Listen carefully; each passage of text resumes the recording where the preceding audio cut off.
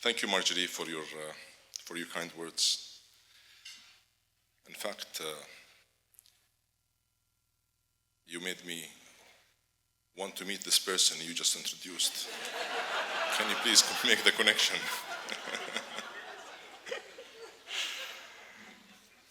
General Abu Zaid, Ambassador Jones, distinguished guests, partners, friends, and colleagues, allow me to begin by congratulating the entire MEI family on your 80th anniversary. 8 decades of building bridges between the Middle East and the United States. 8 decades of hard work and 8 decades of dialogue. 8 decades of deepening trust. And that is a legacy worth recognizing. Your Excellencies, ladies and gentlemen, colleagues, partners, and friends, I will not stand here and pretend that this is a normal evening, because it's not. On February 28, my country, the United Arab Emirates, came under attack. An illegal, unprovoked, unjustified, erratic, terrorist attack. Over 2,200 missiles and drones. That is over 60% of everything that has been launched at the Gulf, aimed at our cities, our ports, our infrastructure, and our people. We did not seek this conflict. In fact, we worked very hard to prevent it. But when it came, we were ready. Our defenses held. Our people stood firm. And our country kept running. And my President, His Highness Sheikh Mohammed bin Zayed Al Nahyan, said it plainly.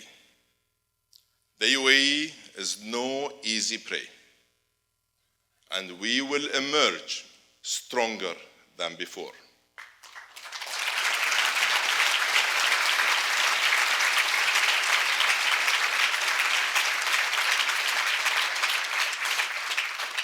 And I can tell you that is exactly what is going to happen. I stand before you tonight as a proud son of my nation, a nation that did not flinch, a nation that did not freeze, a nation that stayed focused on progress, even as it defended itself from attack. And I am proud to be here this evening in Washington. Because even in a time of conflict, the UAE does not retreat from the world. We step up.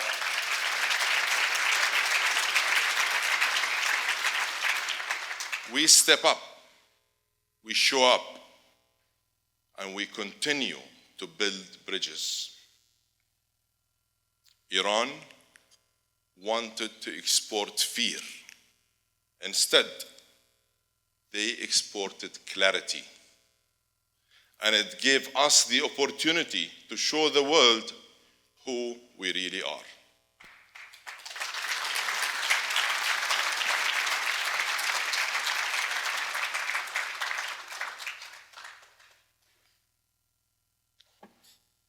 Excellencies, colleagues, awards are interesting things. Usually, they have one name on them, but they never belong to just one person. They are the sum of all those who helped shape you, guided you, and believed in you. So I accept this recognition with deep gratitude and great humility.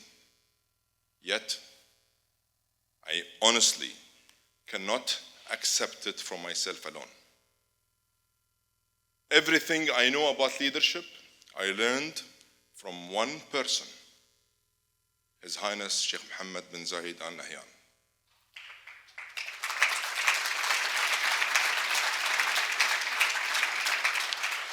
His vision has shaped every chapter of my journey, and I mean every chapter.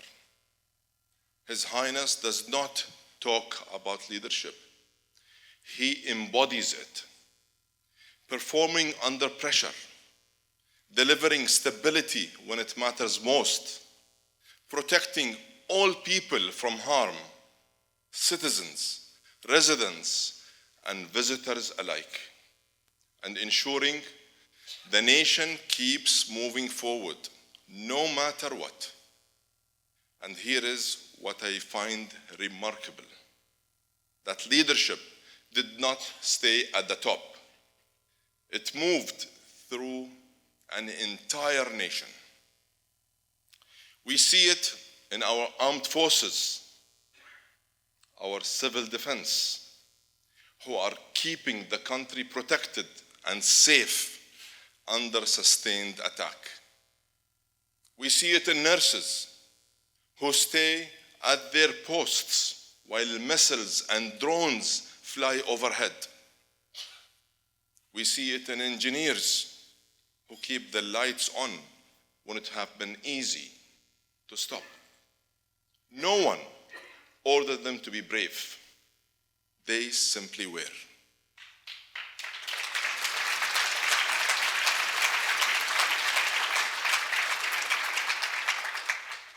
Excellencies, ladies and gentlemen, the last few weeks have reminded us of a fundamental truth. Energy security is not a slogan. It is the difference between lights on and lights off. And that difference runs through one narrow waterway, the Strait of Hormuz. Nearly a fifth of the world's oil, a third of its fertilizers, and vast flows of the raw materials that keep the global economy running, all passing through a single choke point. When Hormuz is open, the world barely thinks about it. When it is threatened, every economy on earth feels it. Slower growth, higher prices, and the most vulnerable pay first.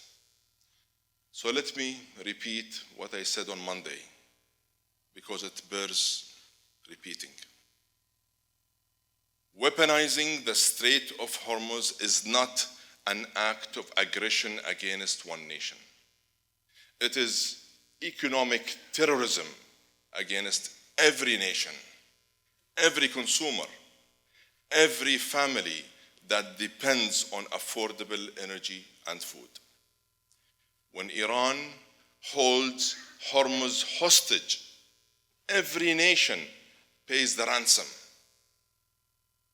At the gas pump, at the grocery store, at the pharmacy, every household. No country can be allowed to destabilize the global economy in this way. Not now, not ever. And I genuinely struggle to understand why the world tolerates what can only be defined as an extortion on a global scale. Colleagues, you learn who your real partners are when the pressure rises, not in what they say, but in what they do and how they show up. And nowhere that is clearer than in the relationship between the UAE and the United States. Across security,